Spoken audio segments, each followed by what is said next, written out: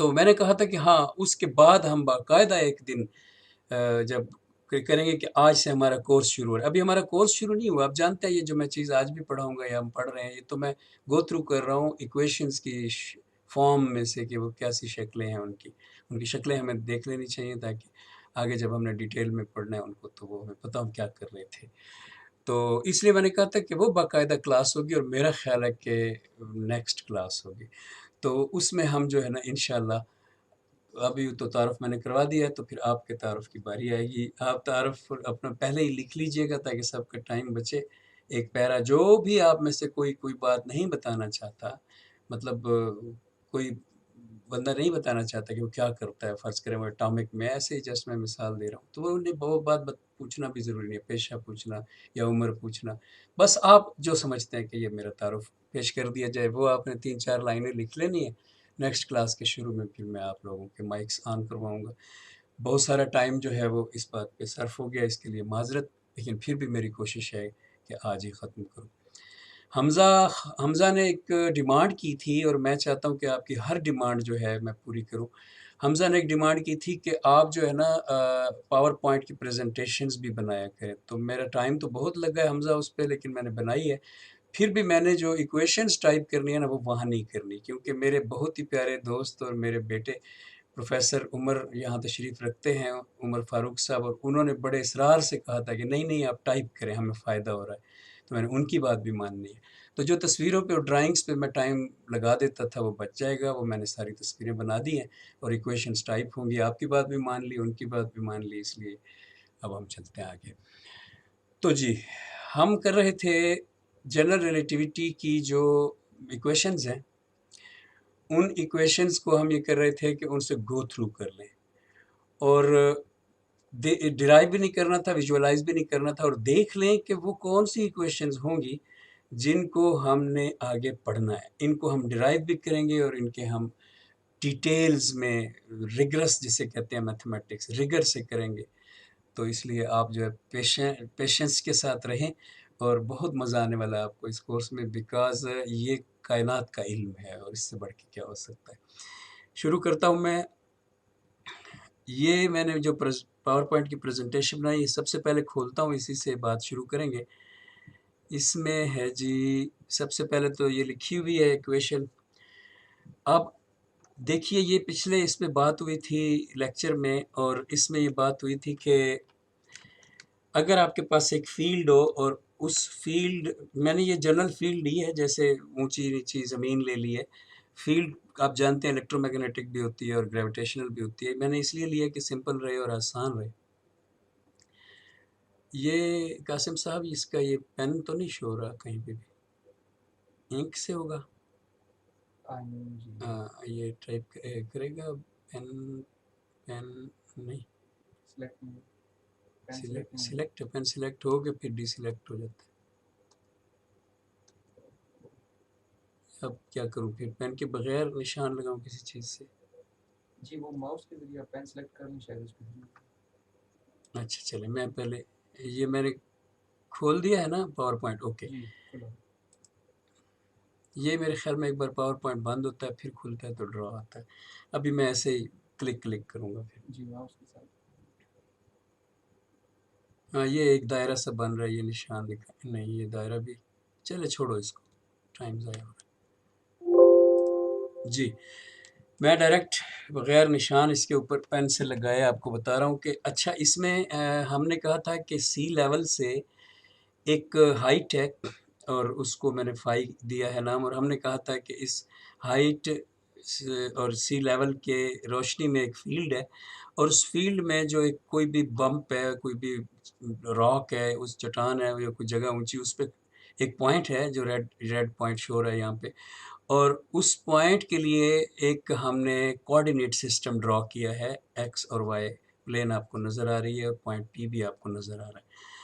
तो ये हमने कहा था कि इसको कहते हैं कि ये जो फ़ील्ड है, इस फ़ील्ड की पैमाइश के लिए एक फ्रेम का इस्तेमाल, यानी ये frame X frame, X Y plane वाला फ्रेम है।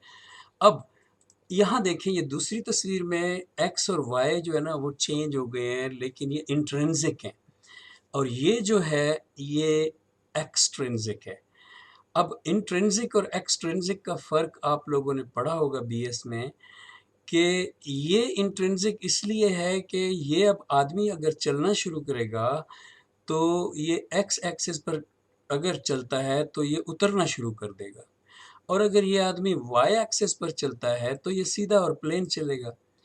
इसलिए ये इंट्रिंसिक है क्योंकि ये आदमी चींटी की तरह से एक्ट कर रहा है। हम भी जानते हैं कि ज़मीन गोल है, लेकिन हम उस गोल ज़मीन पर चलते हुए महसूस करते हैं कि हम सीधा चल रहे हैं, हालांकि हम इस आदमी की तरह से चल रहे होते हैं। आगे चल के मैं आपको एक और तस्वीर भी दिखाता हूँ इस वाले से। उसके बाद हमने कहा था कि इस पैमाइश को जो इंट्रिंसिक है, एक्सट्रिंसिक की बात चूँकि डिटेल्ड हम बाद में करने वाले हैं और वो लाजमी तौर पे इंट्रिंसिक ज्योमेट्री के साथ जुड़ी है, तो अगर किसी को एक्सट्रिंसिक और इंट्रिंसिक ज्योमेट्री की ऑलरेडी इतनी शुद्ध बुद्ध नहीं है तो वो तब तक के लिए इंतज़ार कर लें। लेकिन इन दोनों में फ़र्क ये है ज़बानी कि इस बंदे का जो कोऑर्डिनेट सिस्टम है उस पर गौर करें, ये वैसा कर्वी नहीं है जैसा स्पेस के ऊपर कर्वी है, और इसका देखें वो कर्वी है। तो बज़ाहिर फ़िलहाल अपना ज़हन में ये फ़र्क बिठा लें एक्सट्रिंसिक का और इंट्रिंसिक का, लेकिन जिनको पता है उनका तो कोई मसला नहीं है।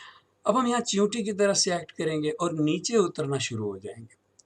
अगली बात, मैंने कहा था कि ये जो चेंज है जब हम डाउन जाते हैं तो ये चेंज ग्रेडियंट्स के ज़रिए, क्योंकि हमें ग्रेडियंट ये बताता है कि आप साथ अगर उसके मल्टीप्लाई कर दिया जाए वेलोसिटी उसका वेक्टर, तो ग्रेडियंट हमें ये बताता है कि वो कितनी तेज़ी से ड्रॉप हो रहा है, यानी स्टीप क्या है, स्लोप क्या है, और कितनी उसका जो डिफरेंशियल लेवल है यानी डी एक्स के साथ वो कितना नीचे जा रहा है, और ये बहुत ज़रूरी है जनरल रिलेटिविटी के लिए। फिर हमने कहा था ग्रेडियंट का तरीका ये होता है कि बेसिकली जो ग्रेडियंट इकोनॉमिक्स में यूज़ होता है वो बड़ा ब्यूटीफुली बयान होता है कि 1 in 10, 10 in 100, 5 in 20। तो ये ज़बान ग्रेडियंट के लिए अगर बोली जाए तो ये समझ आने वाली, विजुअलाइज हो सकने वाली ज़बान। तो ये द ग्रेडियंट है 1 in 10, और इसको हमने अपने एग्जाम्पल में किया भी था, मैं आज नहीं करने वाला, पीछे से तो नहीं दोहराना ना, तो ये आपको याद होगा। फिर उसके बाद मैंने कहा था कि अगर एक फ्रेम पहले से जो था, अब ये एक्सट्रिंसिक में मैं वापस आ गया हूँ। ग्रेडियंट की बात एक्सट्रिंसिक और इंट्रिंसिक की बात आगे फिर भी आएगी, लेकिन फिलहाल मैं एक बार फिर वापस एक्सट्रिंसिक फ्रेम में वापस आ गया हूँ। तो फ्रेम ये है, तो ये फ्रेम क्या कह रहा है कि इसमें दो पार्टिसिपेंट्स हैं। एक पार्टिसिपेंट बाहर से आया है और उसका ये जो थोड़ा सा डार्किश है ग्रीन और डार्किश है रेड, ये उसका फ्रेम है, और इसको y1 और y2 कहा है हमने, ये बात भी हो गई है पिछली बार। और जो पहला पुराना फ्रेम है उसको हमने x1 और x2 कहा है, और इसलिए ये याद रखना है कि y के अंडर y0, y1, y2 और y3 ये 4 आएंगे कोऑर्डिनेट्स स्पेस टाइम में, और x के अंडर x0, x1, x2 और x3 ये 4 आएंगे। ये बात भी हम पहले कर चुके हैं, इस पे भी हमने मज़ीद वक्त नहीं लगा। आज से जो हमने बात करनी थी शुरू, वो ये थी कि जब दो वेक्टर्स एक साथ कुछ कर रहे होते हैं, कोई एक वेक्टर इनपुट बन जाता है और एक आउटपुट बन जाता है, या दोनों ही इनपुट बन जाते हैं, जैसे कि हम स्ट्रेस एनर्जी टेंसर में देखेंगे, तो वो अब बाद में हम देखेंगे। तो जैसे दोनों इनपुट बन जाते हैं वो वाला केस थोड़ा सा डिफ़िकल्ट होने की वजह से बाद में देखेंगे। ये इजी है क्योंकि ये इब्तदाई स्कूल की क्लास में होता है, और ये है एक वेक्टर इनपुट है और एक वेक्टर आउटपुट है। तो एफ फोर्स है और वो इस मास पर अप्लाई हो रही है, और एक्स जो है आप जानते हैं, ये वाला सारा जो सामने सीन बना हुआ है पहले से, तो एक्स जो है वो एक वेक्टर है जो बता रहा है कि कितना मूव करेगा ऑब्जेक्ट। लेकिन एक बात गौर से देखें कि जो एफ है फोर्स, उसका वेक्टर टिल्टेड है, और उस वेक्टर का जो टिल्टेड वेक्टर है सारे का सारा, उसकी सारी की सारी फोर्स जो है वो मास पर अप्लाई नहीं हो रही, एक उसका पोर्शन कैंसिल हो रहा है। जो लेफ्ट साइड पे राइट कलर का वर्टिकल डॉटेड एक्सिस है वाई, इसकी सारी की सारी फोर्स डाउनवर्ड है, इसलिए ये कैंसिल हो रही है। और ये जो फोर्स उसको लग रही है वो सिर्फ और सिर्फ ग्रीन की है, जो उसकी एक्स के एक्सिस पर है, लिहाजा बेसिकली उतनी ही फोर्स इसको मिल रही है मास को जितना एक्स मूव करेगा, और वो फोर्स है ग्रीन वाली। सो ये एक पुरानी बात है जो आपने देखी होगी। इन दोनों के दरमियान इस रिलेशन को जो बना है इस थीटा की वजह से, इस रिलेशन को, क्योंकि थीटा की वजह से इसलिए बना है कि आप गौर से देखें कि असल चीज़ पता चली हमें कि वो ग्रीन कंपोनेंट है इस एफ वेक्टर का, जो अपनी फोर्स दे रहा है, और जो रेड कंपोनेंट है वो अपनी फोर्स वेस्ट कर रहा है। तो इसका मतलब जो वेस्ट हो रही है वो तो हमने शुमार ही नहीं करनी, एफ की अपनी फोर्स थोड़ी ज़्यादा होगी, लेकिन जो दे रहा है वो ग्रीन है, तो इसलिए वो थोड़ी कम होगी, बाकी डिवाइड हो जाएगी। फिर हमें ज़रूरी है कि मालूम होना चाहिए एंगल, ताकि हम फासला तो कर सकें कि कितनी फोर्स आ रही है। ये बात आप पहले से जानते हैं। आज हम इसी इक्वेशन से शुरू करेंगे। ये एक वेक्टर की ट्रांसफॉर्मेशन की इक्वेशन है, और ये एक पूरे टेंसर की ट्रांसफॉर्मेशन की इक्वेशन है। तो यहाँ से मैं, ये नेक्स्ट स्लाइड क्या है, अच्छा ये बाद में आएगी। तो यहाँ से मैं अब जा रहा हूँ वर्ड में, जहाँ से हमारा इक्वेशंस का काम पेंडिंग हुआ था। तो वर्ड, MS वर्ड, जी, यहाँ से हम बात करेंगे कि जो फर्स्ट इक्वेशन है वो है वेक्टर की ट्रांसफॉर्मेशन की। लेकिन वेक्टर की ट्रांसफॉर्मेशन से क्या मुराद है? जो बच्चे हैं इब्तदाई सेमेस्टर्स के, उनके लिए ये बात, वेक्टर की ट्रांसफॉर्मेशन की मुराद जो बात है वो समझने की इस तरह से है कि एक होता है, जब ये वेक्टर हो गया ना तो इसके बाद लिखता हूँ। एक होता है कंट्रावेरिएंट, एक होता है कोवेरिएंट, बताता हूँ मैं अभी कि होते क्या हैं ये, और तीसरा होता है इनवेरिएंट। अब ज़रा नामों से पहले गेस करें, जो टीचर्स लोग हैं, प्रोफेसर उमर फारूक वगैरह। कोवेरिएंट का मतलब है जो तब्दील हो साथ साथ। को का मतलब तो आप सब जानते हैं, को का मतलब होता है कोऑपरेशन, को मानी साथ साथ। को सॉरी, मैंने इसको इशारा निशान लगाना था और ऊपर क्लिक कर रहा था, सॉरी। को का मतलब होता है साथ साथ, तो कोवेरिएंट जो है वो है साथ साथ बदलने वाला। कंट्रा का मतलब होता है ऑपोजिट, कंट्रेरी से निकला है ये लफ्ज़, ऑलमोस्ट ऑपोजिट। कंट्रेरी कंट्राडिक्टरी नहीं है, ये एक फ़र्क बाद में देखेंगे। तो कंट्रा वेरिएंट कंट्रेरी है, यानी ऑपोजिट है, और ये है साथ साथ नहीं बल्कि मुखालिफ मुखालिफ। तब्दील होना ये माना बने, तब्दील होना मुखालिफ मुखालिफ, तब्दील होना साथ साथ। इनवेरिएंट, अब आपको खुद ही माना आ गया होगा, जो तब्दील नहीं होता। इनवेरिएंट खुद वेक्टर होते हैं, खुद, यानी वेक्टर तब्दील नहीं होता। अभी जो मैंने पीछे एक बार फिर मैं वहाँ पावर पॉइंट में तस्वीर दिखाता हूँ, ये जो आपको इमेज दिखाया था कि F cosine of theta x जो होता है, जिसे हम वर्क की वो भी कहते हैं, इक्वेशन भी कहते हैं। तो इसमें यहाँ पे एक बार वापस मुझे इनवेरिएंट की बात करनी है। इसमें देखें कि इनवेरिएंट क्या है। इनवेरिएंट वेक्टर एफ है। अब वेक्टर एफ इनवेरिएंट इसलिए है कि ये नहीं बदलता, फ्रेम बदल सकते हैं, चेक करने वाले फ्रेम बदल सकते हैं। फ्रेम हो सकता है ये पीछे जो हमने दिखाया था, फ्रेम हो सकता है एक्स फ्रेम, और उसके कोऑर्डिनेट्स होते हैं x1 x2 वगैरह, और फ्रेम हो सकता है वाई फ्रेम, और उसके कोऑर्डिनेट्स हो सकते हैं y1 और y2 वगैरह। और ये फ्रेम तो ऑब्जर्वर्स के साथ चेंज होते हैं, यही रिलेटिविटी है ऑब्जर्वर्स की सारी गेम। तो अब यहाँ देखें कि फ्रेम नहीं बदलेगा, फ्रेम बदलेगा तो वेक्टर नहीं बदलेगा, इसलिए वापस आते हैं, इसलिए इसको कहते हैं इनवेरिएंट।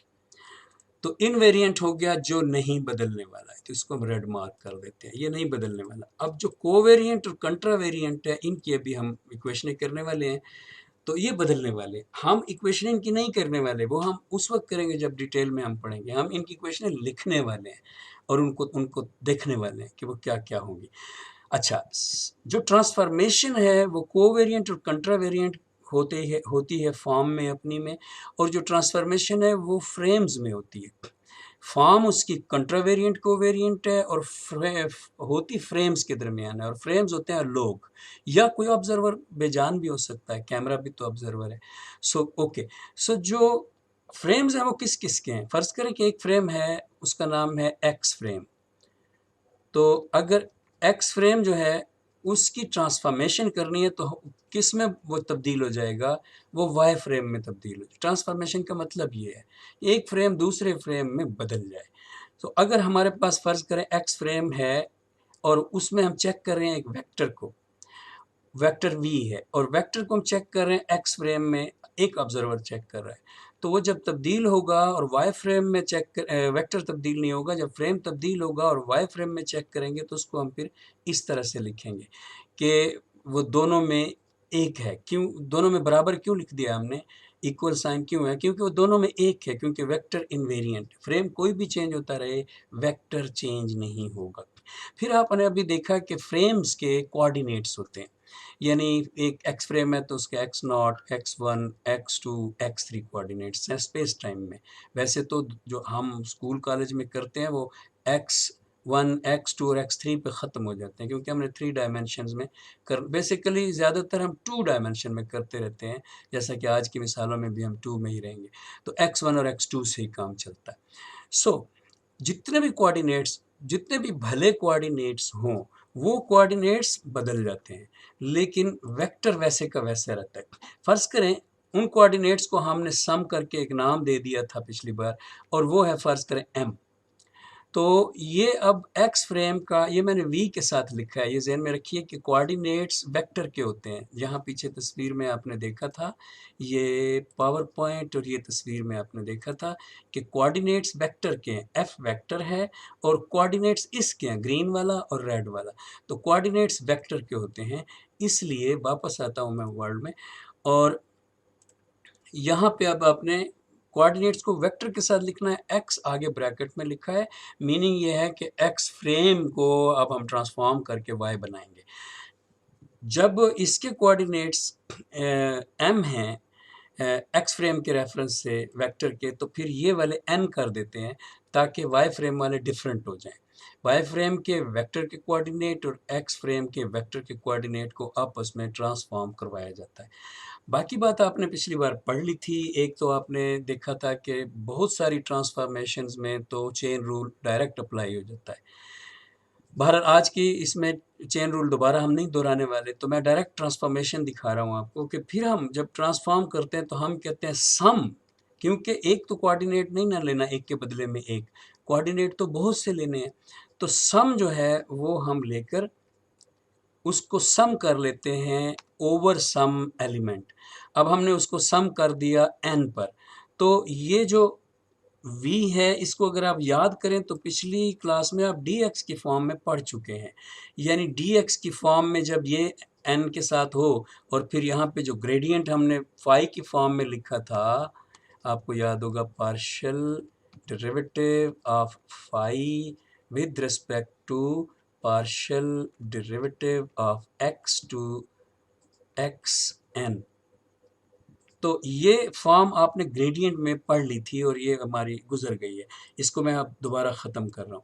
तो मैं कह ही रहा हूँ कि यहाँ जो लिखा हुआ है ये वही चीज़ है कि ये लिखा हुआ है वी एन, और ये ग्रेडियंट जो है यहाँ पे सिर्फ वाई आ गया है ऊपर, नीचे वाला वही है पार्शियल वाई। वो फाई तो हम वक्ती तौर पे यूज़ कर रहे थे। अब वाई का कौन सा कंपोनेंट, वाई का component y one, y two, y three, कौन सा कंपोनेंट? वाई का कंपोनेंट एम, यानी हमने उसको समेशन वाला नाम दे दिया। सो अब आप अंदाज़ा कर सकते हैं कि वही फार्मूला है जो हमने ग्रेडियंट के लिए और फिर उस वेक्टर के लिए जो उसके साथ मल्टीप्लाई किया था, निकाला था, और ये ट्रांसफॉर्म कर रहा है, देखें, वेक्टर को एक्स फ्रेम से वाई फ्रेम में। और ये है वो इक्वेशन जो एक वेक्टर, वेक्टर भी एक टेंसर ही होता है और उसको कहते हैं टेंसर ऑफ रैंक वन।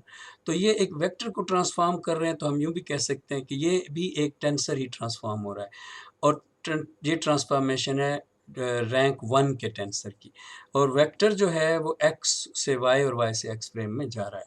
अब हम देखते हैं कि इसी को अगर हम टेंसर की ट्रांसफॉर्मेशन में, यानी टेंसर ऑफ रैंक टू की ट्रांसफॉर्मेशन में ले जाएं, तो फिर ये जो तस्वीर आपको मैंने दिखाई थी और आपके लिए मैंने बनाई थी स्पेशल, ये तस्वीर, इसमें आप देखें कि वेक्टर दो हैं। दो वेक्टर्स का रिलेशन। सो दो वेक्टर्स का रिलेशन हमने उसके ज़रिए भी देखा था पिछली क्लास में चेन रूल के ज़रिए, और वो तो आप पहले से भी जानते हैं कि दो वेक्टर्स का रिलेशन चेन रूल के ज़रिए शो किया जा सकता है। लेकिन यहाँ पर मैं आपको दो वेक्टर्स का रिलेशन इसके ज़रिए जो हमारी कंट्रावेरिएंट वेरिएंट हमारी ट्रांसफॉर्मेशन है उसके ज़रिए करके दिखा रहा हूँ, फिर मैं बाद में कोवेरिएंट की बात करूँगा।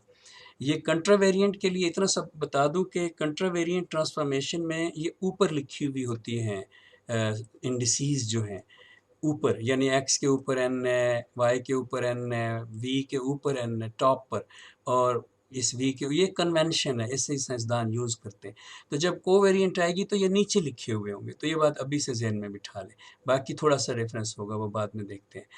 तो अब हम करते हैं ट्रांसफॉर्मेशन एक टेंसर की, लेकिन टेंसर चूंकि दो वेक्टरों से मिलकर बना हुआ है, टेंसर ऑफ रैंक 2 है, तो हम पहले दो वेक्टर लिखते हैं। एक को हम कहते हैं वेक्टर को contravariant vector A with its indices m, और दूसरा contravariant vector n with its indices n, और ये वेक्टर हम t से ज़ाहिर कर रहे हैं क्योंकि ये अब टेंसर बन गया दो वेक्टर मिला के। तो इसको भी हम कंट्रावेरिएंट इंडिसेस में m n के साथ लिख देते हैं। अगर ये नीचे लिखी हुई होती a के पैरों में m लिखा होता, b के पैरों में या t के पैरों में, तो फिर ये होता कि ये कोवेरिएंट होता, यानी साथ साथ बदलने वाला। तो हम इस वेक्टर के फॉर्म को जो हमने लिखा है ये कंट्रावेरिएंट फॉर्म है, और वेक्टर के ऊपर जो इंडिसेस हैं वो उनके कोऑर्डिनेट्स हैं उस फ्रेम में, जो एक कोई भी फ्रेम होगा। अभी मैंने इसमें लिखा नहीं है फ्रेम। अब हम फ्रेम से शुरू करते हैं लिख के, लेकिन हम इसी इक्वेशन को चेंज कर देते हैं। वजह यह है कि ये जब ऑलरेडी मौजूद है तो हम कोई और इक्वेशन क्यों बनाएं। ये भी तो एक टेंसर की इक्वेशन है, और ये टेंसर की इक्वेशन टेंसर ऑफ रैंक 1 की है जो वेक्टर होता है। वैसे स्केलर भी एक टेंसर होता है और वो होता है टेंसर ऑफ रैंक 0। खैर, अब ये है टेंसर ऑफ रैंक 2 क्योंकि इसमें दो वेक्टर हैं, और ये जो दोनों वेक्टर हैं इन दोनों वेक्टर्स को हम अब ऊपर वाली इक्वेशन में डाल रहे हैं। ऊपर हमने v लिखा था चूंकि वेक्टर था, अब हम t लिख देते हैं क्योंकि टेंसर है, और दो इंडिसेस डाल देते हैं और वो हैं mn इक्वल। अब वही सम, इक्वेशन दोहरा रहा हूं ना, और नीचे समेशन में r और s डाल देते हैं। अगर से दो अलग अलग समेशन भी ली जा सकती हैं, पहले मैं दो अलग अलग ले लेता हूं ताकि आपको टेंशन ना। सवाल आप कर सकते हैं कि ये समेशन में r किधर से आ गया, हमने तो यहाँ t m और n लिखा है। जवाब ये है कि ये एक वेक्टर एक फ्रेम ऑफ रेफरेंस है y, तो y फ्रेम ऑफ रेफरेंस के इंडिसेस अलग होंगे, और x फ्रेम ऑफ रेफरेंस जो दूसरी तरफ एंड पे जाके हमें लिखना है, जैसे मैंने यहाँ पे लिखा हुआ था x और y, तो अब मैंने y इधर लिख दिया है, एक ही बात है। तो x और y में अब हमने यहाँ पे x जाके एंड पे लिखना है। मतलब यह है कि जो भी काम हो रहा है वो ट्रांसफॉर्मेशन का काम है एक फ्रेम से दूसरे में। तो इंडिसेस x के अपने कोऑर्डिनेट्स के इंडिसेस और y के अपने होंगे। तो हम पहली समेशन करते हैं m के साथ, समेशन करते हैं r के साथ, और y का हम लेते हैं m कोऑर्डिनेट। तो हम यूं करेंगे कि यहाँ पे लिखेंगे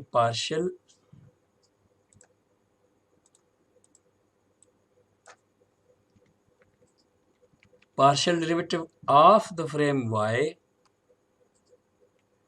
with indices m with respect to d और x with the summation r times dxr। याद होगा आपको, ये वही ग्रेडियंट है। ये dxr और dxr को अगर आपस में काट दें तो पीछे बचता तो वही पुराना फ्रेम है ना जो y का अपना है, y टू y। तो इसलिए ये dxr और dxr एक लिखने का तरीका है ग्रेडियंट को उसके छोटे वेक्टर के साथ। अब ये हमारी एक समेशन है, एक समेशन और n के साथ भी और s के साथ भी हमने लेनी है। इसको हम कर देते हैं s, क्योंकि हमारा ये भी तो टेंसर होगा ना, x में और टेंसर बराबर टेंसर दोनों ऑफ रैंक 2। असल में टेंसर एक ही है, दो फ्रेम है ना, तो दोनों फ्रेमों में उसके कोऑर्डिनेट्स को हम लिख रहे हैं। ओके, यहाँ पे हम अब दूसरी समेशन के लिए partial derivative of y's indices n with respect to dxs और dxs। तो इस फॉर्म में एक बार डबल समेशन के साथ लिख लिया है। मुख्तसर करने के लिए हमें सिंगल समेशन के साथ इसको एक बार लिखना चाहिए कि ये है टी एम एन। अब ये वही ए बी ऊपर जो है ना उसी का चेंज है। T m n y frame में और सिंगल समेशन के साथ हम कर देते हैं आर एस। और अब हम partial y with indices m with respect to dx with indices r। और अब हम यूं करते हैं कि जो ये हमारे छोटे वेक्टर है ना, इनको हम बाद में इकट्ठा लिख लेंगे। पहले यहाँ पे नज़दीक लाते हैं दोनों समेशन के ग्रेडियंट्स को। तो अब हम लिखते हैं partial y with indices, partial derivative of y with indices index n और dx s। ये ज़रा मैंने गैप देना था ना, तो ये हमने साथ साथ लिख लिए हैं। और अब हम उनको चाहें तो डी एक्स आर की form, D x R D x S की फॉर्म में अलग लिख दें, लेकिन बेहतर यह है कि टेंसर के मुकाबले में हम टेंसर ही लिखें, T R S in the frame of x. यहाँ पे आपको अंदाज़ा हो गया हो कि ये एग्जैक्टली ऊपर वाली इक्वेशन है और अब ये एक टेंसर की फॉर्म में लिखी हुई है। नेक्स्ट हम कंट्रावेरिएंट हमने लिख लिया है। नेक्स्ट हम कोवेरिएंट जो है उसकी मैंने समझा दी थी कि कोवेरिएंट क्या चीज़ है, सरसरी सी, आगे चल के तो बहुत डिटेल में आएगी। अब हम कोवेरिएंट फॉर्म डायरेक्ट लिख रहे हैं, यानी इस पे मज़ीद कि कैसे चेंज किया, क्यों चेंज किया, वो मैं बात नहीं कर रहा हूँ। हमारा वक्त जो है वो बहुत कीमती है, आपने जानना है आगे जाके इसको बहुत डीप। तो मैं उसकी बजाय इसी को चेंज कर रहा हूँ जो ट्रांसफॉर्मेशन हमने दिखाई है सामने अपने, और अब कंट्रावेरिएंट की फॉर्म में सिर्फ लिख रहा हूँ, आप देख लें बस। टेंसर इंडिसेस नीचे आ जाएंगी वाई फ्रेम में, इक्वल है समेशन ऑफ आर एस के, और यहाँ पे हमने उल्टा देना है, वाइज को नीचे ले जाना है और एक्सेस को ऊपर ले आना है। ये कोवेरिएंट और कंट्रावेरिएंट का आपस में ऑपोजिट का रिश्ता पाया जाता है। इसलिए यकीन करें, कोवेरिएंट के बगैर कंट्रावेरिएंट कुछ नहीं है और कंट्रावेरिएंट के बगैर कोवेरिएंट कुछ नहीं है। ये एक सिक्के के दो रुख हैं, तो इसीलिए आपने जो है ना इनको एक दूसरे के ऑपोजिट समझना है। अब हमने करना है कि partial derivative of x with index r with respect to dy with index m और partial derivative of index x with partial derivative of x with index s, partial यानी d of y with index n। ये mix उस वक्त होता है जब space लगाना छोड़ दे बंदा। तो अब आगे है टेंसर और इंडिसेस नीचे चले जाएंगे आर एस एक्स फ्रेम में।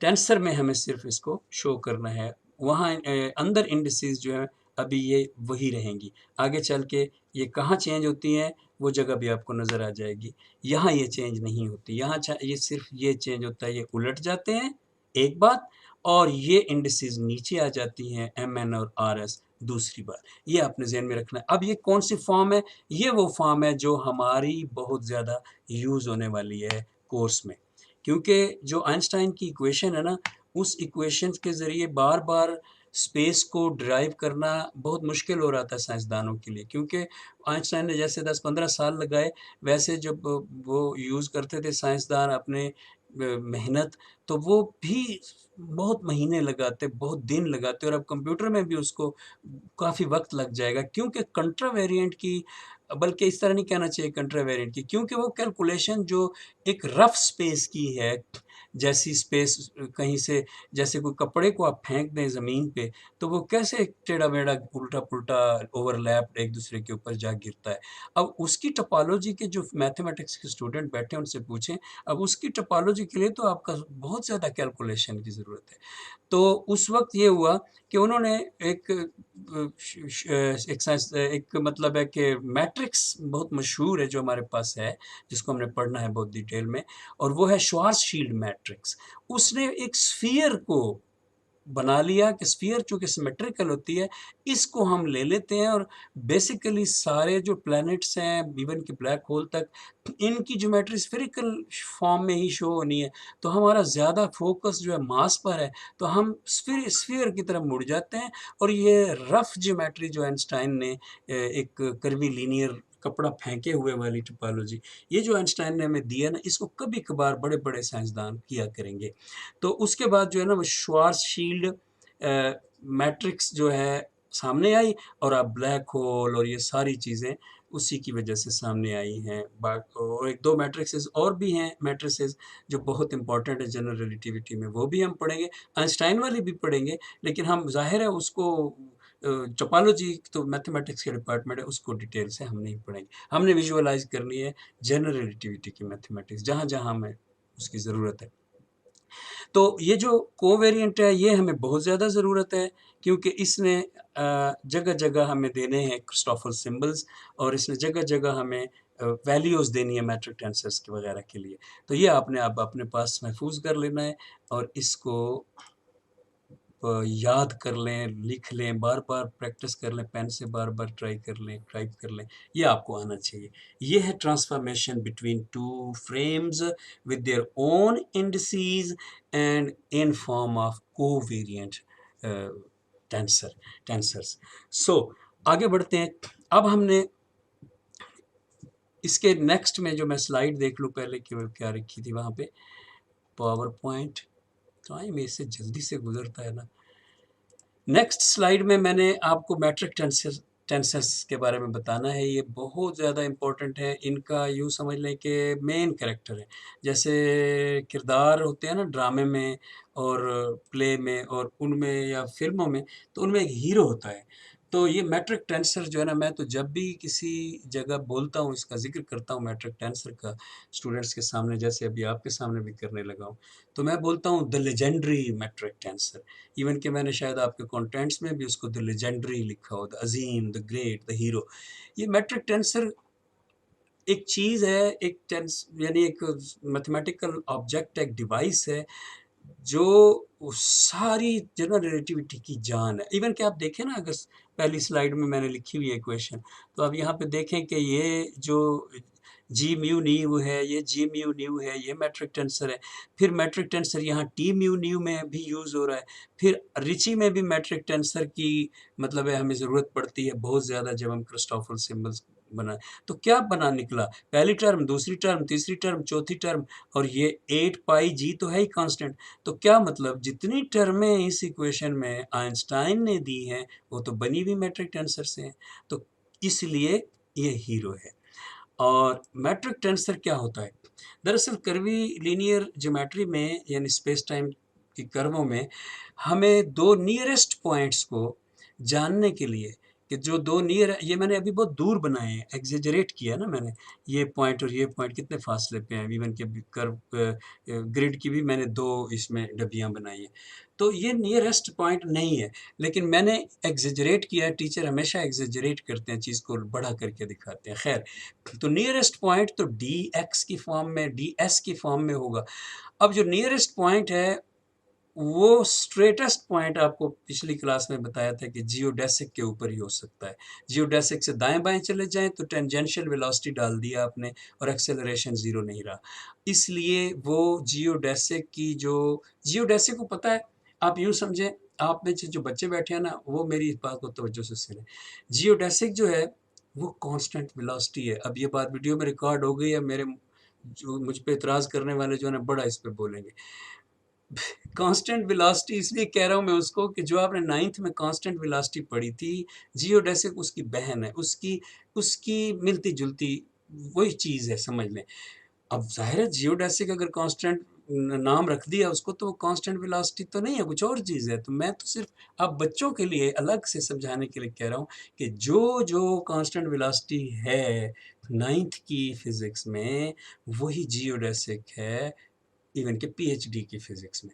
क्यों वो कांस्टेंट वेलोसिटी है? देखें, पहली तो सबसे पहली बात ये है कि मैं उसका फ़ॉर्मूला आपको लिख के दिखाया था पिछली क्लास में, उसी पे अगर आप गौर करें कि पहली बात देखें कि जियोडेसिक का फ़ॉर्मूला क्या था? आपको याद है? Partial x with respect to partial ताउ।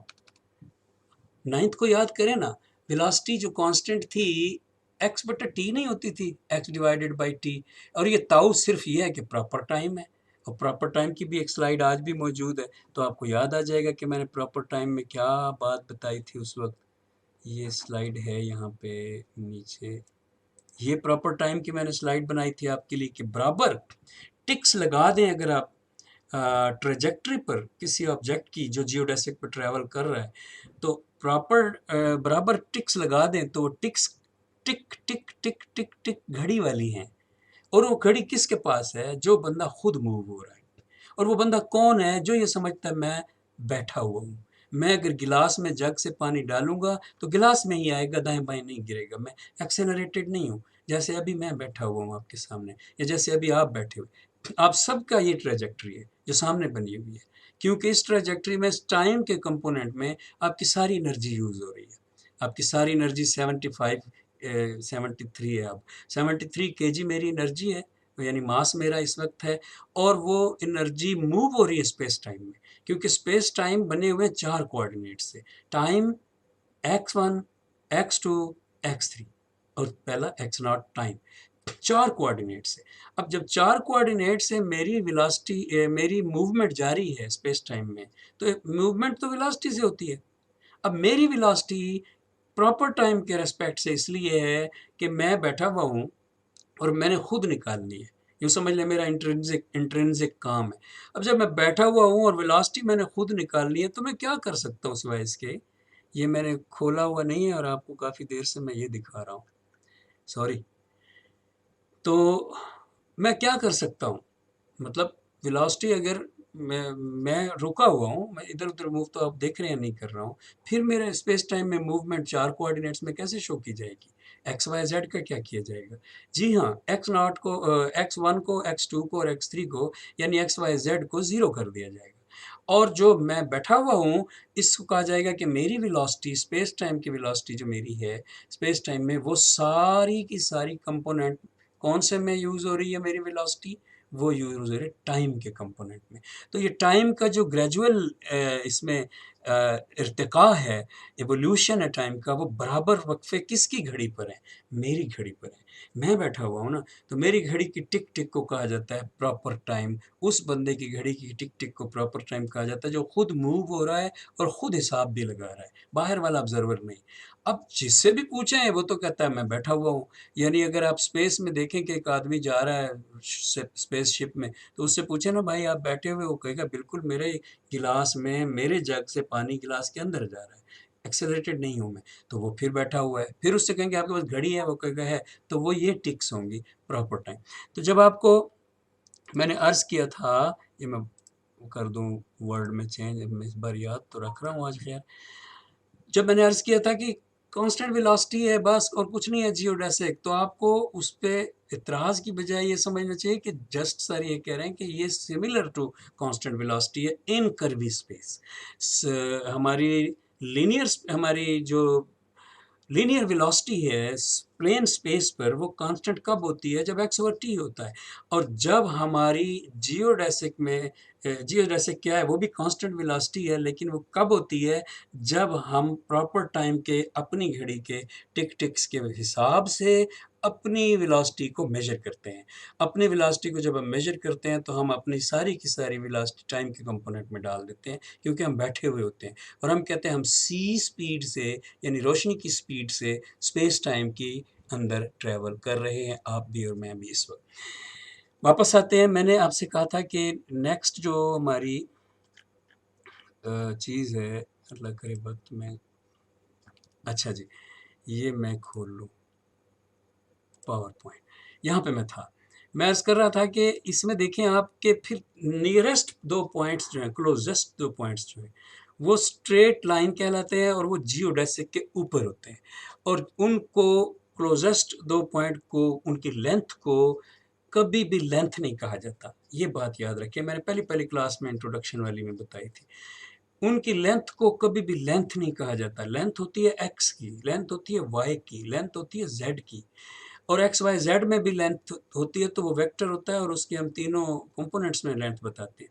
जब एक्स वाई जेड के साथ टी मिलाया है ना, तो फिर अब लेंथ नहीं कहेंगे, हम कहेंगे स्पेस टाइम इंटरवल। तो ये आपने याद रखना है और इसको डी एस से शो किया जाता है। ये जो डी एस है, ये सिंपल वही डी एस है जो आप इसमें यूज़ करते हैं। अच्छा, एक और बात बड़ी इंपॉर्टेंट मैट्रिक टेंसर के हवाले से ये है कि मैट्रिक टेंसर जो है, इसको जैसे मैंने अभी कहा ना कि जियोडेसिक को कांस्टेंट वेलोसिटी समझें, ऐसे एक और अजीबोगरीब बात करने लगा हूँ। अब मैट्रिक टेंसर को पाइथागोरियन समझें। आप कहें पाइथागोरियन थ्योरम की एक नई शक्ल है। क्यों? क्योंकि ये मैट्रिक टेंसर होता इसी काम के लिए है कि पाइथागोरियन थ्योरम में जो करप्शन आ गई है, जो गलती आ गई है कर्वी स्पेस पर, वो ये ठीक कर देता है। तो बस इसका काम ही सिर्फ फिक्स है, यानी मैट्रिक टेंसर का काम क्या है? इस्लाह करना। ये एक इस्लाह करने वाला है। और किसकी इस्लाह करता है? जहाँ स्पेस फ्लैट नहीं होती, वहाँ पे पाइथागोरियन थ्योरम काम नहीं करता, हम लेंथ नहीं निकाल सकते, टू क्लोजेस्ट पॉइंट की लेंथ हम निकाल नहीं सकते, तो हमारी फेल हो जाती है हर चीज़। इसलिए पाइथागोरियन हम लगाना चाहते हैं, लगा नहीं सकते। एक ही सूरत है, पाइथागोरियन को ठीक कर दिया जाए। तो पाइथागोरियन देखिए ना, यहाँ पे फ्लैट स्पेस है, पाइथागोरियन काम कर रहा है, यानी D S squared equals D X naught squared plus D X one squared, Pythagorean ही लिखा हुआ है ना। लेकिन इससे नीचे स्पेस भी तो फ्लैट है। आप देखें कि ये स्पेस अगर फ्लैट ना हो, कर्वी हो, या इवन के स्क्विश्ड हो, या स्क्यूड हो, या स्क्वैश्ड हो, या मतलब स्ट्रेच्ड हो, तब भी वो कार्टेशियन कोऑर्डिनेट्स के से पूरा नहीं उतरेगी। उसमें कोई ना कोई किसी न किसी साइड पे वेरिएबल के साथ एक कांस्टेंट लगा हुआ होगा, तो डिफरेंट हो जाएगी। ऐसी सूरत में भी पाइथागोरियन अगर तिरछी हो जाए ये, तब भी काम करना छोड़ देता है। तो अब यहाँ पे मैं आपको ये दिखाता हूँ जियोजेब्रा में एक चीज़, वो मैंने आपके लिए बनाई है स्पेशल, बड़ा टाइम लग गया था उस पे। मैं आपको भी सिखाना चाहता हूँ किसी दिन, क्योंकि ये अब आप स्पेशल रिलेटिविटी जब पढ़ेंगे तो हर दिन इसकी ज़रूरत होगी, तो आप खुद बनाना सीख लीजिएगा। अभी मैं बनी बनाई दिखाता हूँ। मैं खोलने लगा हूँ जियोजेब्रा, और जियोजेब्रा, ये जियोजेब्रा, कासिम जियोजेब्रा क्यों नहीं शो? अच्छा, दूसरा क्लासिक। क्लासिक में। ओके, अच्छा जी, यहाँ पे मैं फाइल खोलता हूँ अपने पास, मेरे पास आपकी फ़ोल्डर में पड़ी होगी। ओपन, ये फ़ोल्डर है। वैसे अब मेरा जो अकाउंट है जियोजेब्रा का, अगर आप कभी उस पे जाएँ, तो उस पे बीसियों आपको ना बनी बनाई चीज़ें मिलेंगी, सारी स्पेशल और जनरल रिलेटिविटी की ही हैं। तो आपको वक़्त मिले तो आप फ़ारग वक़्त में उसको खेलते रहा करें, नकल मारते रहा करें, तो हमारी क्लास आसान हो जाएगी। अच्छा, यहाँ पे मैंने डेस्कटॉप पे रखी हुई है आपकी रिलेटिविटी वाली फ़ोल्डर, और वीजीआर क्लास वाला, और कहाँ है? क्या चीज़ को, अच्छा, जियोजेब्रा, जियोजेब्रा डेस्कटॉप, और ये जियोजेब्रा, और ये ग्रिड्स, ये मैंने आपके लिए बनाई है। Don't save. देखिए नीचे क्या है, फ्लैट स्पेस टाइम है। अब फ्लैट स्पेस टाइम की टू डायमेंशनल रिप्रेजेंटेशन है।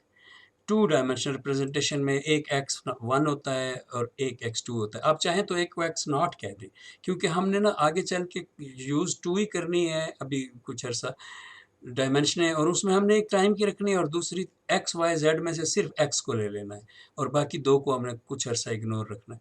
तो एक्स नॉट जो है, उसको हम ज़्यादातर यूज़ किया करें एक्स वन और एक्स टू की बजाय, ताकि एक टाइम की रहे और एक स्पेस की रहे। लेकिन आज नहीं, आज यहाँ पे देखें कि ये है स्पेस टाइम आपका वेक्टर, अगर यहाँ पे है, ये फ्लैट स्पेस टाइम है। तो बल्कि वेक्टर तो मुझे तिरछा डाल देना चाहिए ताकि मैं उसके कंपोनेंट्स की बात कर सकूं। वेक्टर हम डाल देते हैं ऐसे। तो फिर हम कहेंगे कि इसके दो कंपोनेंट्स हैं और एक कंपोनेंट को हम कह देते हैं वो ये है और एक ये है। अभी मैं कलर चेंज करने की तरद्दुद में नहीं पड़ता टाइम बचाने के लिए। तो ये क्या है? ये पाइथागोरियन यूज हो सकता है इस लेंथ को निकालने के लिए। सिंपल सी बात है कि हाँ यूज हो सकता है, दो कंपोनेंट्स हमारे पास हैं ऑलरेडी इस लेंथ को निकालने के लिए। लेकिन क्या इस दूसरी लेंथ को निकालने के लिए भी यूज हो सकता है? ये मैं इनपुट में चेंज ला रहा हूं तो 0.1। अभी देखें ग्रिड चेंज हो गई ना। ये मैंने बड़ी ज़बरदस्त चीज़ बनाई है, आप सीखिएगा। ये ट्रांसफॉर्मेशन, ये माज बैठा, इससे पूछें, इसने पढ़ी हुई है ऑलरेडी कि ये अच्छा मैं ये कर्वी लीनियर की भी बनाता रहता हूँ। तो ये ट्रांसफॉर्मेशन जो है ना ये बहुत ही इम्पॉर्टेंट है। आप हर तरह के एंगल को इसमें से ले सकते हैं। अभी फ़िलहाल मैं इसको यहाँ रोक देता हूँ यहाँ पे। अभी बताएं कि वही चीज़ जो पाइथागोरियन से सॉल्व हो रही थी अब हो सकती है? कतई नहीं हो सकती। क्यों? क्योंकि अब आपके पास वो फ्लैट स्पेस नहीं है बल्कि वैल्यू आ गई है। वैल्यू अब 0 नहीं है, वैल्यू अब कुछ आ गई है, 0.1 आ गई है। तो जब वैल्यू थोड़ी सी डाल दी गई है, वैल्यू 0 नहीं है, तो इसका मतलब पाइथागोरियन काम नहीं करेगा। और जब पाइथागोरियन काम नहीं करेगा तो उसमें हमें तब्दीली लानी पड़ेगी। और वो तब्दीली हम देखते हैं कि एक तो मैं ये बात आपको बताना चाहता हूँ कि अगर ये ना होती, ये इसको मैं साइड में कर देता हूँ, कि कई दफ़ा आपसे पूछा जाएगा जनरल रिलेटिविटी में कि ये क्या दो जो हैं,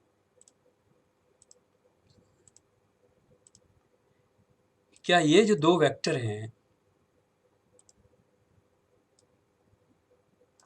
आपसे पूछा जाएगा इसका इनका एंगल बताएं। तो अगर आप 9th 10th के स्टूडेंट हैं ना तो आप इनका एंगल सोचने बैठ जाएंगे या निकालने बैठ जाएंगे।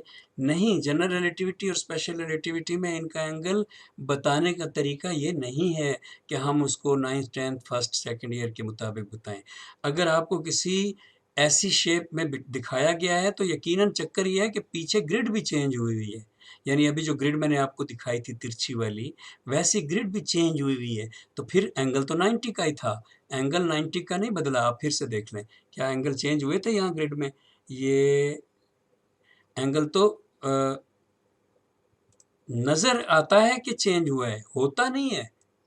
क्योंकि ग्रिड को पूरी को एक नज़र देखें ऐसे जैसे आप दूर से खड़े होकर देख रहे हैं, तो पूरी ग्रिड का चेंज होना ऐसे है जैसे ज़मीन का पूरा प्लेन नीचे से, यानी आप यूँ समझ लें बहुत बड़ा लकड़ी का फट्टा है और वो टिल्ट हो रहा है, खड़ा हो जाता है दीवार की तरह तिरछा।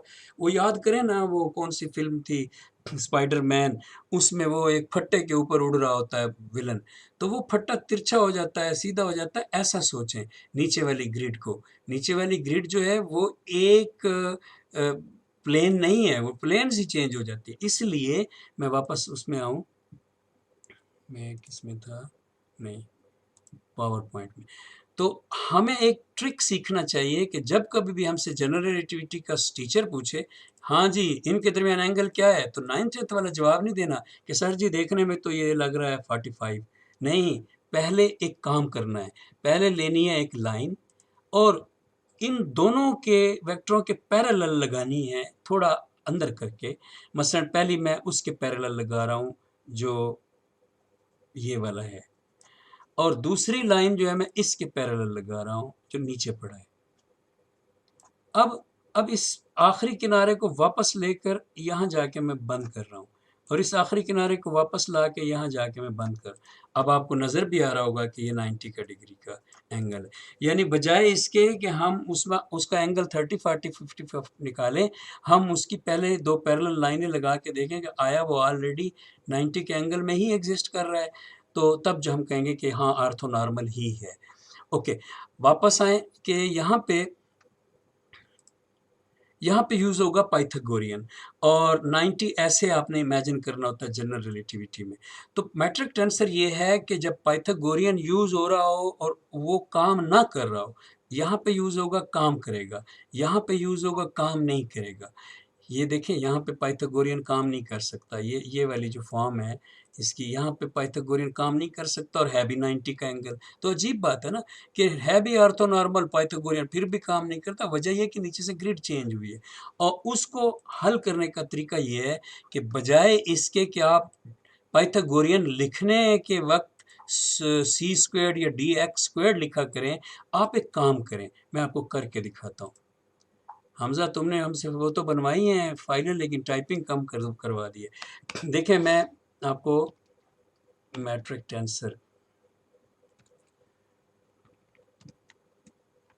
टेंसर में बात यह है कि ये पाइथागोरियन ही है सिंपल, और हम कर लेते हैं D S squared equal D x 1 squared plus D x 2 squared plus dot dot dot, और भी डायमेंशनें हो सकती है। ओके, अब हम इस जी सर ये कोवेरिएंट में इंडिसेस ऊपर लिखे हैं सर, ये नीचे नहीं होते?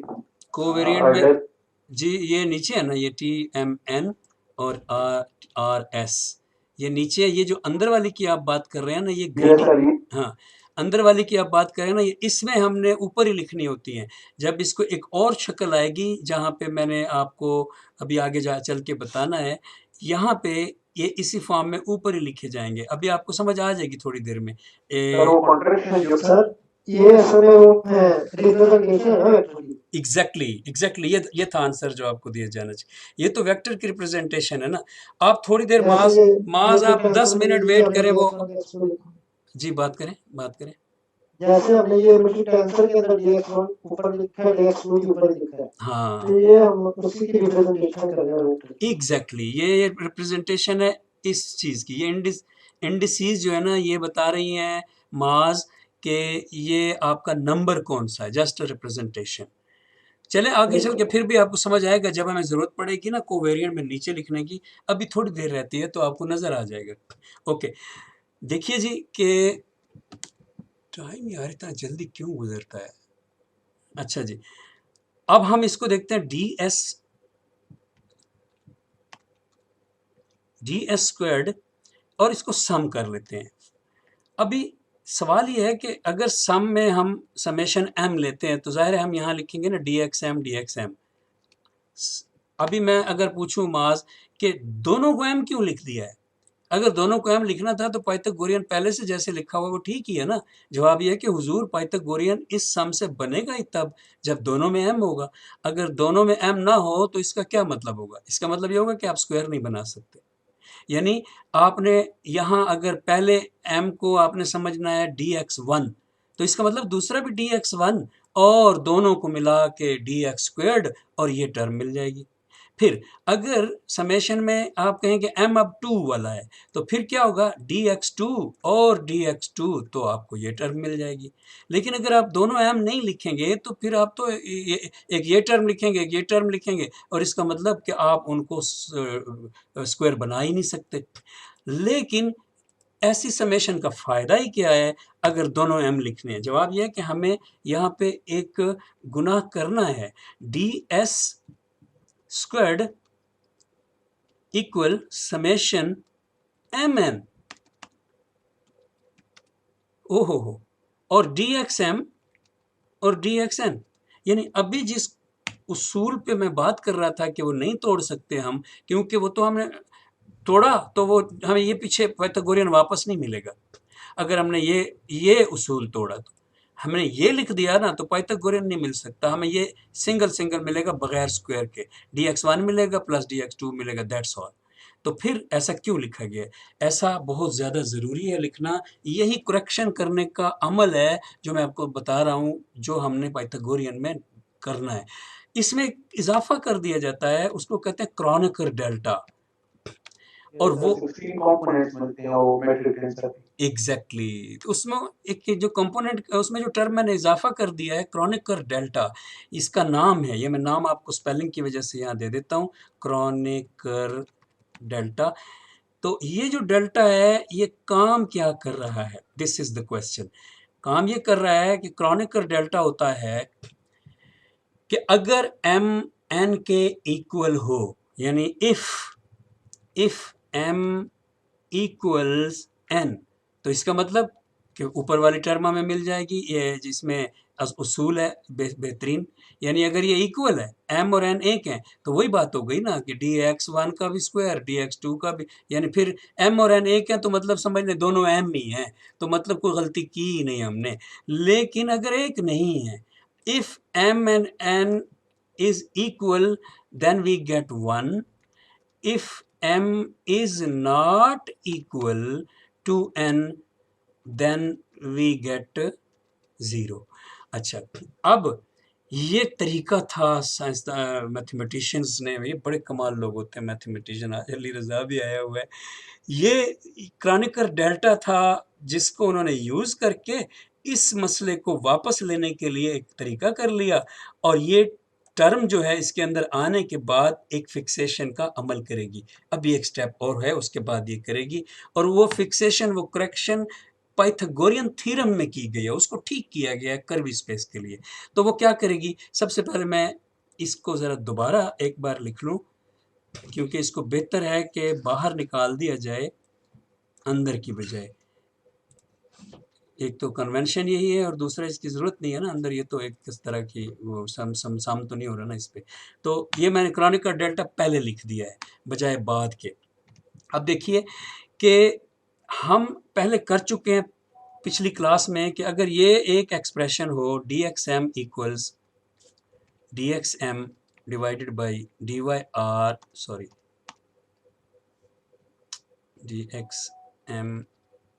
Divided by dy r। तो पिछली क्लास में आप ये चीज़ पढ़ चुके हैं कि एक ग्रेडियंट और उसके साथ एक सिंगल वेक्टर जब मल्टीप्लाई होता है तो हमें वो चेंज मिलता है जो हाइट में पैदा हो रहा है। लेकिन जब ये हमने किया था तो हमने साथ में ये कहा था कि असल में इससे फ़र्क कुछ भी नहीं पड़ा, इसको भी उठा लें, इसको भी निकाल दें, इसको भी निकाल दें और इसको भी निकाल दें, तो क्या लिखा हुआ है, बराबर लिखा हुआ है। इसका मतलब कि कोई फ़र्क नहीं डाला गया, जस्ट ये एक एक्सप्रेशन है हमें चेंज मालूम करने के लिए ग्रेडियंट की मदद से। दूसरा हम लिख सकते हैं dxn equal dxn divided by dys और dys। अब ये मैंने क्यों लिखे हैं, यहाँ देखें, हमारा जो क्रॉनिकर डेल्टा के बाद फॉर्म बन गई थी समेशन ऑफ द पाइथागोरियन की। ये पाइथागोरियन थ्योरम है, बार बार इस तरफ नज़र ज़रूर डालिएगा क्योंकि ये पाइथागोरियन थ्योरम है। ओके, तो जो समेशन हमने डाली थी उसमें mn डाल दिया था, क्रॉनिकर डेल्टा डाल दिया था। अब उसी में dxm और dxn की जगह पे हम ये दो वैल्यूज़ डालने वाले हैं, और हम कर देते हैं कि ds स्क्वायर्ड इक्वल है क्रॉनिकर डेल्टा mn, m अगर n के बराबर होगा तो हमें पाइथागोरियन मिलेगा, m अगर n के बराबर नहीं होगा तो हमें 0 मिलेगा, और 0 सारी चीज़ों को ख़त्म कर देगा mn। ओके, अब जो है हमारे पास dxm है, इसको हम कर देते हैं dxm बाई dyr और dxm, और साथ ही फिर समेशन है चूँकि तो प्लस का साइन नहीं डालना, dxn by dys times dys। अब एक और स्टेप सिर्फ, और वो मुझे दोबारा लिखना नहीं चाहिए बल्कि इसी को निकाल के ना, चले मैं लिख देता हूँ कॉपी करके ताकि आपका टाइम बचे। ये इसको निकाल देता हूँ और बाहर ले जाता हूँ, यानी बाहर, ये एक मामूली सी मैनिपुलेशन है, इसको आपने नहीं समझना कि कोई मैंने बड़ा काम कर दिया। ये मैंने x को क्यों बाहर लिया, d यहाँ dy था जी, ये या dx था ना, m क्यों लिखा, ये ओहो dy था, बोलते ही नहीं है, तभी तो बराबर होगा ना। ओके, अब आ गया जी dyr और dys। ले जी, हमारा काम हो गया है, टेंशन ख़त्म।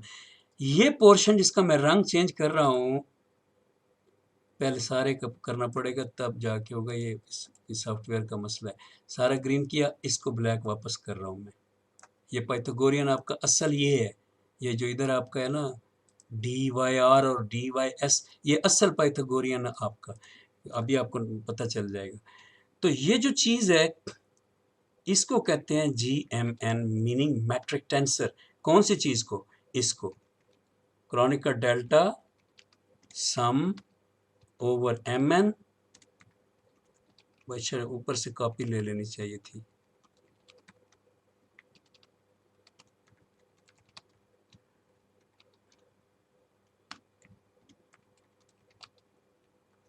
ये है आपका मैट्रिक टेंसर इक्वेशन की फॉर्म में। अगरचे मैट्रिक टेंसर की दूसरी फॉर्म्स जो मैं आपको यहाँ दिखा दूँ ना, वो हमने ज़्यादा जनरल स्पेशल रिलेटिविटी में पढ़नी है। ये देखें, ये मैट्रिक टेंसर लिखा हुआ है इस वक्त, ये नीचे ये मैट्रिक टेंसर लिखा हुआ है। देखें ये और फॉर्म है, यानी इसको आप ये मैट्रिक टेंसर लिखा हुआ है, ये देखें। ये मैंने आपके लिए इतनी बनाई थी उसके कहने पे हमज़ा के, लेकिन ये आज रह गई हैं, टाइम फिर निकल गया। अच्छा, तो वापस आता हूँ, मैं बात ख़त्म कर लूँ। ये है MS वर्ड, और वापस MS वर्ड में हम काम करेंगे।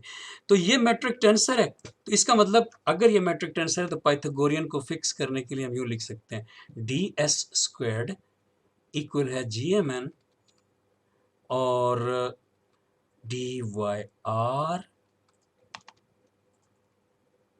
और dy_s।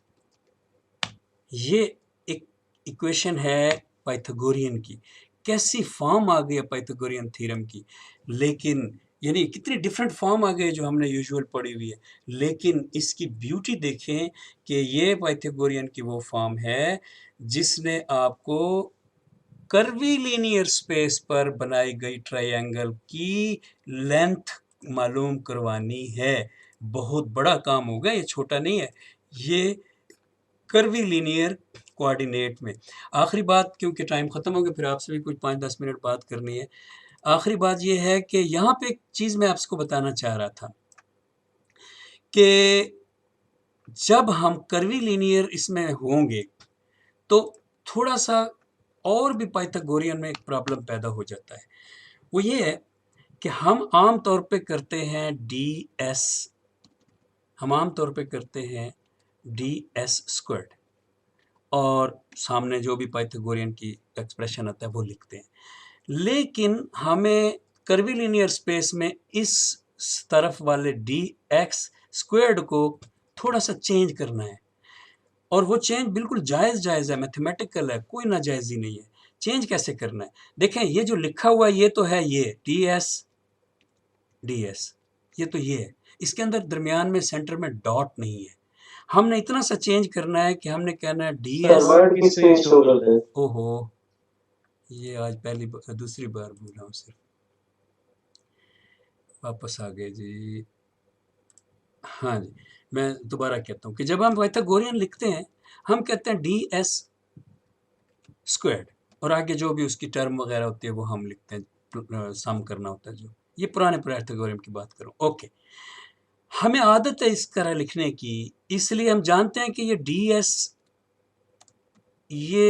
ds और ds आपस में मल्टीप्लाइड हैं, इसलिए ds² है। और इस मल्टीप्लिकेशन को जनरल रिलेटिविटी और स्पेशल रिलेटिविटी की वजह से आपने थोड़ा सा मैनिपुलेट करना है। मैनिपुलेट नहीं करना, वही चीज़ है, कुछ भी नहीं हुआ। सी डॉट दरमियान में, सी डॉट मानी सेंटर डॉट, दरमियान में मैंने डाल दिया और क्या किया, यानी ds² को ds कर दिया है। इसका फ़ायदा ये होगा कि अब हम 4 टर्में हासिल कर सकते हैं। ये मैं आपको पहले खोल लूँ फिर दिखाऊँ। हाँ, फिर हम 4 टर्में यूज़ कर सकते हैं। यहाँ देख रहे हैं आप कि देखें दरमियान में ऊपर dx0 है, फिर dx0 है, ये क्या हो गए dx0²। आखिर में dx1 है और dx1 है, ये क्या हो गए dx1², ये वाला स्क्वायर्ड। अगर ये dx0² और ये dx1² हो और दरमियान में 0 हो तो ये पाइथागोरियन वापस हमें सिंपल वाला मिल जाएगा। यहाँ शायद अगली स्लाइड में है भी, हाँ ये है, ये देखें यहाँ नीचे 0 मिला हुआ है और ये 1 है, ये 1 है, यानी ये 1 1 हो तो ज़ाहिर है mn डेल्टा क्रोनिकल डेल्टा के mn 1 हो गए हैं और क्रोनिकल डेल्टा के mn 1 हो गए हैं तो dx0 dx स्क्वायर्ड हो गया और dx1 स्क्वायर्ड हो गया। इसका मतलब ये है कि अब फिर वापस सीधा पाइथागोरियन मिलेगा, तभी तो मैंने पीछे ये बनाई है फ्लैट स्पेस। लेकिन जब हम इसको चेंज कर देते हैं, अब देखिए पीछे मैंने स्पेस जो है वो टिल्ट कर दी है और मैंने उसी अपने ही सॉफ्टवेयर से की है। ये सारे इमेजेस मैंने खुद बनाए हैं, एक इमेज को छोड़ के, और जिसको छोड़ा उसके नीचे भी मैंने जिससे लिया उसको कर्टेसी मैंने लफ्ज़ दिया है। खैर, अब यहाँ देखिए ज़ीरो नहीं है, दरमियान वाले ज़ीरो नहीं है, तो इसका मतलब ये है कि ds स्क्वायर्ड को हल करने के लिए हमें अब 4 टर्में चाहिए और आप जानते हैं कि जब हम डॉटेड प्रोडक्ट्स लेते हैं तो हमें अगर 2 चीज़ों को डॉट करवाना है तो हमें 4 टर्में मिलती हैं यूजुअली। सो दरमियान वाली टर्म ज़ीरो ना होने की वजह से पाइथागोरियन के अंदर फिक्सेशन की ज़रूरत पड़ गई है और इसलिए अब पाइथागोरियन में हम ये जो फॉर्म लिखी थी मैंने पीछे, जिसमें सिर्फ GMN डाल दिया था, वो यूज़ पड़ेगी, ये ज़रूरत पड़ेगी। लास्ट में यहाँ देख लें, ये इसको मैट्रिक्स के फॉर्म में भी लिखा जाता है और ये इसकी जस्ट एंट्रीज़ हैं, फर्स्ट रो फर्स्ट कॉलम, इसी तरह फर्स्ट रो सेकंड कॉलम, इसी तरह फर्स्ट कॉलम सेकंड रो और first column second column second row. Just ये नंबर इसलिए डाले गए हैं और यहाँ पे ऊपर dx0 और dx1 का और यहाँ पे ds0 और ds1 का रिलेशन, ये नीचे मैट्रिक टेंसर डाला हुआ है। ये मैट्रिक टेंसर उठाएं और यहाँ ऊपर डाल दें, आपको मैट्रिक टेंसर मिल जाएगा। तो मैट्रिक टेंसर तक बात पहुँची और टाइम ख़त्म हो गया है। इसका मतलब है कि अभी अगली क्लास फिर इंट्रोडक्शन, ये अभी इंट्रोडक्शन ही चल रहा है भाई, तो अगली क्लास में हम नहीं निकालते उन लोगों को जिनको निकालना था, एक बार पूरा हो जाए तो तब उनको निकालेंगे। तो उसके बाद हमने जनाब इसको इन स्लाइड्स को रखना है। चले, स्लाइड्स तो दोबारा नहीं बनानी पड़ेगी और फिर हम इस फॉर्म में आ जाएंगे फाइनली। लास्ट पहले ये फॉर्म आएगी, ये देखें ना, ये वही नहीं है, देखें मैंने dy r और dy s लिखा है और यहाँ पे dx म्यू और dx न्यू लिखा है, बेसिकली वही GMN पीछे लिखा हुआ है और ये वही है। फिर जब हम देखते हैं कि ये होता क्या है तो हम कहते हैं ये तो ये लेंथ होती है, ये वाली जब ये लेंथ होती है यानी dx, तो ये लेंथ क्या थी? ये लेंथ आपको याद होगा हमारे जियोडेसिक के 2 करीबी नुक्तों के दरमियान फासला था, ये वाली लेंथ। तो अगर ये चीज़ थी तो फिर हम ये कर सकते हैं कि ये थी हमारी स्पीड ऑफ लाइट। रुका हुआ आदमी, फ्रेम में बैठा हुआ आदमी कह रहा है कि मेरी घड़ी पे टिक टिक बराबर है और ये मेरी स्पीड है, तो फिर हम इसको यहाँ पे यूँ भी कर सकते हैं, सी स्क्वायर्ड, और सी स्क्वायर्ड के बाद ये आपके पास जो फॉर्म आ जाती है, इसको आप मिन्कोस्की मैट्रिक टेंसर में ले जा सकते हैं, ऊपर सी नीचे -1। बहरहाल अभी बाकी मैं आप आगे के लिए छोड़ता हूँ। रिची टेंसर होगा जी अगली बार। रिची टेंसर के लिए रिमांड टेंसर करेंगे ज़्यादा, रिची टेंसर को हम डिटेल वाले क्लासों के लिए छोड़ेंगे, हम रिमांड टेंसर करेंगे, वो रिची ही होता है, थोड़ा सा डिफरेंस है, इसलिए उसको हम फिलहाल रिची को छोड़ेंगे क्योंकि हम पहले इतना वक्त लगा रहे हैं।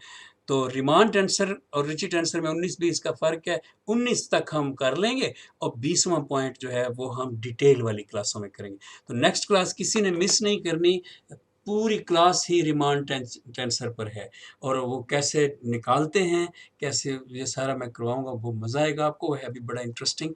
इसी के साथ ही क्लास का टाइम ख़त्म हो गया।